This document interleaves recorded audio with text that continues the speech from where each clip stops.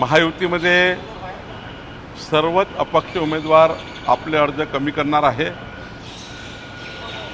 माननीय मुख्यमंत्री देवेंद्र फडणवीसजी, एकनाथ शिंदेजी, सुनेत्रा पवारजी, आमचे अध्यक्ष रवींद्र चव्हाणजी यांनी सर्वच अपक्ष उमेदवाराची चर्चा केली आहे आणि या ऊपर काँग्रेसला आम्ही विनंती केली आहे की इतक्या उन्हाळ्यामध्ये आणि पेट्रोल डिझेलच्या क्रायसिसमध्ये ज्या ठिकाणी काँग्रेसची संख्या फाईट देण्यापुरती नसेल त्या ठिकाणी त्यांनी निवडणूक अनौपचारिक करावी अशी विनंती आम्ही काँग्रेस पक्षाला केली आहे। मला विश्वास आहे की ज्या ठिकाणी लढण्याची स्थिती नाही आहे, शेवटी हे निवडणूक संख्याबळावर आहे आणि संख्याबळ महत्त्वाचं असतं, पब्लिक निवडणूक नाही आहे। ज्या पक्षाचे जेवढे सदस्य त्या पक्षाचा विजय आणि त्यामुळे चित्र स्पष्ट आहे। त्या ठिकाणी नागपूरमध्ये स्पष्ट आहे, भंडाऱ्यामध्ये स्पष्ट आहे, चंद्रपूरमध्ये स्पष्ट आहे, अमरावतीत स्पष्ट चित्र आहे। महाराष्ट्रामध्ये 17 सीटवर चित्र स्पष्ट आहे की भाजपा महायुती निवडून येणार आहे। अशावेळी मात्र ठीक आहे, पक्षाची भूमिका असतं, पण संख्याबळाचा विचार केला आणि पेट्रोल डिझेलचा कायसेचा विचार केला तर निवडणुका होऊ नये असं मला वाटतं। विदर्भात 5 विधान परिषदचे मतदारसंघ आहे, 5ही ठिकाणी अशा प्रकारची स्थिती संख्याबळ पाहायला मिळतं। त्यामुळे 5 मी तेच सांगतो आहे की संख्याबळ खूप जास्त आहे महायुतीकडे आणि निवडणुकीत काही तथ्य नाही आहे। त्यामुळे मला असं वाटतं की काँग्रेसने अजूनही विचार करावा 3 वाजेपर्यंत, ज्या ठिकाणी शक्य होईल त्या ठिकाणी परत घ्या। काँग्रेसच्या काही नेत्यांसोबत काँग्रेसच्या मी सर्वच नेत्यांशी बोललो आहे आणि त्यांना विनंती केली आहे। निश्चितपणे काँग्रेस, उबाटा, शरद पवारजी सर्व विचार करतील आणि संख्याबळानुसार जर वागलं तर मला वाटतं की महाराष्ट्रामध्ये अनौपचारिक होऊ शकतं। याला जोडून जळगावमध्ये बंडखोरी करणाऱ्या सेनेच्या रेश्मा काळे या सहलीला गेल्या, अगदी वेळेवर गेल्याची माहिती येते आहे। तेच सांगतो की आम्ही आमच्या अपक्ष उमेदवारांना कमी करायचा 3 वाजेपर्यंत सर्वच प्रयत्न करतो आहे।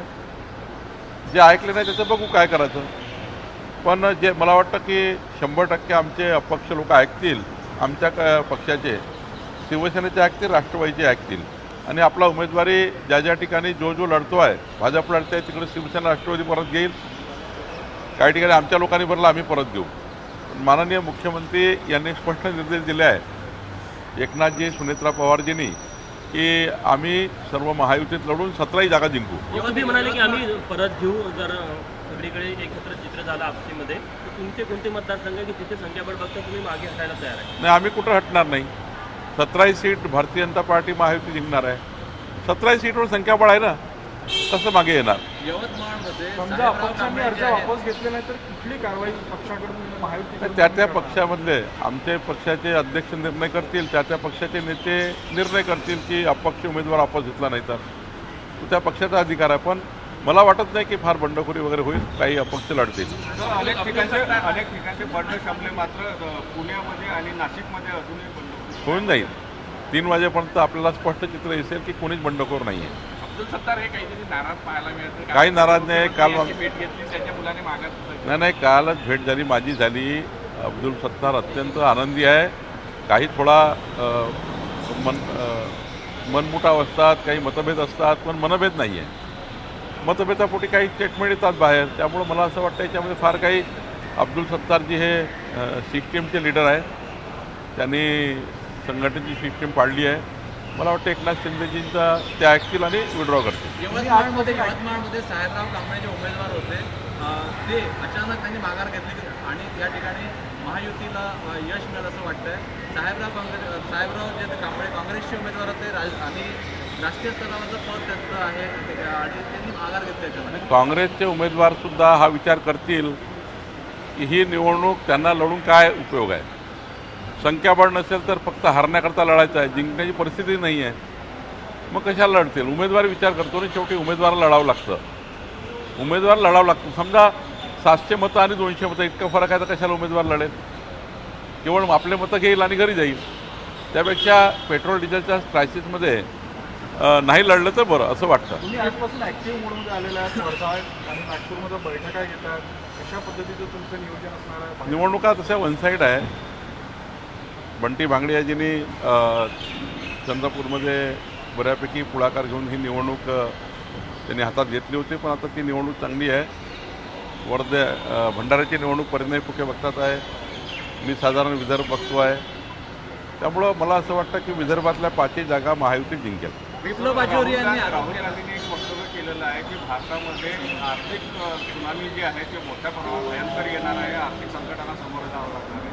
पंतप्रधानांनी प्रकार पुन्हा पडला तर पुन्हा वक्तव्य सोनाच्या चमच्याने बदामाचा ज्यूस पिऊन राहुल गांधी मोठे झाले आहे. त्यांना आर्थिक टंचाई काय होतं, गरिबी काय होते काही कळत नाही. आमचे पंतप्रधान नरेंद्र मोदीजी यांनी गरीब कल्याणाच्या मध्यमवर्गीय कल्याणाचा विचार केला आहे आणि देशाची स्थिती भक्कम राहील याची काळजी घेतलेली आहे. त्यामुळे राहुल गांधींनी यावर बोलणे म्हणजे हास्यास्पद आहे.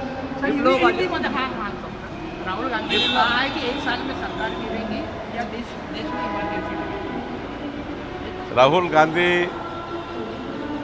दिन में भी बुरे सपने देखते हैं. सपना देखना चाहिए लेकिन सपने में जान होनी चाहिए. बचपने से जन्म होते ही अमीरी में बड़े हुए राहुल गांधी को गरीबी समझती नहीं है. गरीबी समझती है प्रधानमंत्री मोदी जी को, जिन्होंने चाय के टपरी पर काम करके अपना जीवन शुरू किया है. और गरीबी की चिंता मोदी जी ने की है गरीब कल्याण की योजना को लाकर. और देश को श्रीमंत कैसा बनाना ये मोदी जी जानते हैं. तो राहुल गांधी जी को विनती है, जब तक मोदी जी देश में हैं, प्रधानमंत्री है, हमारे संरक्षक है, तब तक राहुल गांधी को देश की चिंता करने की ज़रूरत नहीं. वो अपने परिवार की चिंता करे, पार्टी की चिंता करे और बहुत ज़्यादा ये भानगढ़ में नहीं रहे कि देश का क्या हो रहा है, सब अच्छा हो रहा है. वो अगर अकेले में बात करेंगे उनसे तो बोलेंगे सब अच्छा हो रहा है. शेवटचा प्रश्न असा आहे, विप्लव बाजोरिया सुप्रीम कोर्टात चाललेले आहे, तुम्ही पालकमंत्री अमरावतीचे. कळमना बाजार समिती ही आशिया खंडातली सर्वात मोठी बाजार समिती आहे. राज्य सरकारने कायदा करून कळमना बाजार समितीला नॅशनल बाजार समिती, राष्ट्रीय बाजार समिती जाहीर केलेला आहे. आणि यामध्ये आता कळमना बाजार समिती ही जगाच्या देशाच्या सर्व बाजारात जोडली जाणार आहे. त्यामुळं आमच्या विदर्भाचं जे पीक आहे, फळं आहे, भाजीपाले आहे, हे देशाच्या कुठल्याही कानाकोपऱ्यावर आणि जगातल्या अनेक देशामध्ये एक्सपोर्ट होऊ शकतं, अशी या ठिकाणी योजना तयार होणार आहे. आणि या बाजार समितीमुळं विदर्भाचं, नागपूरचं उपराजधानीचं चित्र बदलणार आहे. साहेब, शेवटचा प्रश्न असा आहे, बाजोरिया जे विप्लव बाजोरिया सुप्रीम कोर्टात जात आहे, अमरावतीचे पालकमंत्री त्यांचा तो अधिकार आहे. त्यांचा आरोप असा आहे, त्या ठिकाणी त्यांचा आरोप असा आहे, जिल्हाधिकाऱ्यांनी जवळपास 3 तास हेअरिंग घेतली, नंतर त्यांचं अफिडेव्हिट जे आहे ते कॅन्सल केलं, ते हायकोर्टात गेले, आता सुप्रीम कोर्टात चालले. त्यांनी आरोप केले की सरकारनं जाणून बुजून त्यांचा अर्ज जो आहे बाद केला. प्रवीण पोटे काल आपला वकील घेऊन हायकोर्टात होते. हायकोर्टावर विश्वास ठेवावा, सुप्रीम कोर्टावर विश्वास ठेवावा. जिल्हाधिकाऱ्यावर विश्वास नाही तर दोन्हीकडे विश्वास ठेवावा. सुप्रीम कोर्ट आणि हायकोर्ट सुप्रीम आहे. सुप्रीम कोर्ट जो निकाल देईल तो आम्हाला मान्य, म्हणजे आयोगाला मान्य असेल किंवा आयोग मान्य करतील. आरोप करणे योग्य नाही. आम्ही काही असं इंटरफरन्स केलं नाही. एबीपी माझा, उघडा डोळे बघा नीट.